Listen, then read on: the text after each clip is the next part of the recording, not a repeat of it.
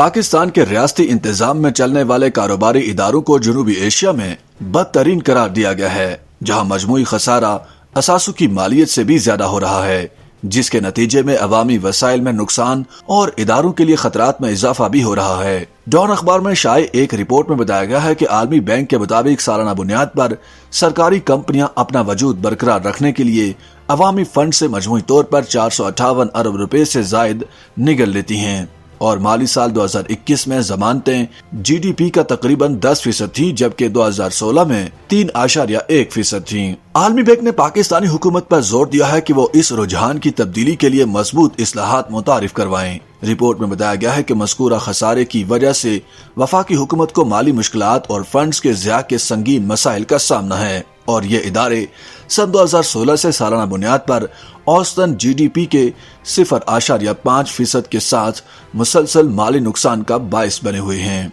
माली अखराजात के सन 2023 के जायजे में कहा गया है कि पाकिस्तान की वफाकी कंपनियां जनूबी एशियाई खित्ते में कम तरीन मुनाफा कमाने वाले इदारों में शामिल हैं और ये मुसलसल नुकसान की वजह से एसओएस का खसारा माली साल 2020 में जीडीपी का 3.1% हो गया था। रिपोर्ट में बताया गया है कि नुकसानात का इजाला करने के लिए वफाकी हुकूमत सब्सिडीज, कर्ज और दीगर मद में बराह रास्त माली ताउन फराहम करती है, जो माली साल 2021 में जीडीपी का मजमूई तौर पर 1.4% था। इस ज़िमन में मजीद बताया गया है कि वफाकी हुकूमत मज़कूरा एसओएस को कमर्शियल बैंकों से कर्जे हासिल करने के लिए भी बराह रास्त जमानत देती है और एसओएस को दी जाने वाली इन जमानतों को कर्जों के अंबार और एसओएस के लिए हुकूमती कर्जों के तौर पर ताबीर किया जाता है, जिसमें तेजी से इजाफा हो रहा है और माली साल 2021 में जीडीपी का 9.7% हो गया था। रिपोर्ट में बताया गया है कि मजमूई तौर पर मुकामी और बैरूनी कर्जों और जमानतों का बोझ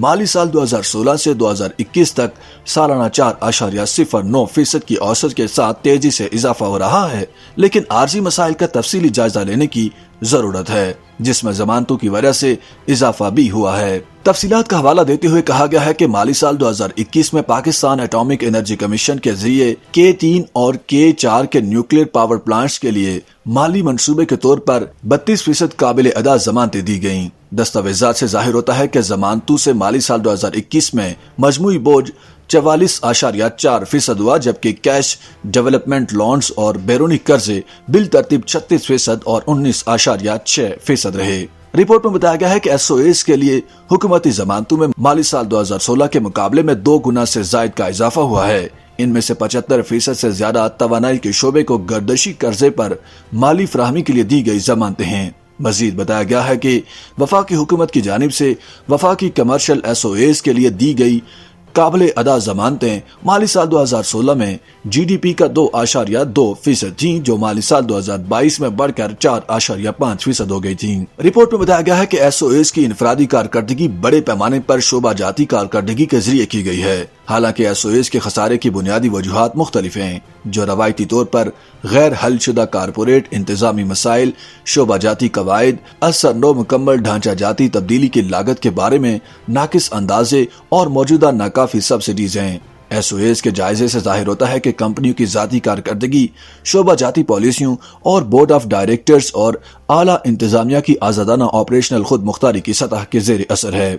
रिपोर्ट में बताया गया है कि तवानाई, स्ट्रक्चर, ट्रांसपोर्ट के शोबे और मुनाफा बख्श इदारों से बेतहाशा मुनाफा हासिल करने से खसारा हो रहा है। ताहम माली साल 2020 में मुतादिद कमर्शियल एसओएस ने किसी हद तक मुनाफा भी कमाया, जो तेल और गैस के शोबे से हासिल हुआ है।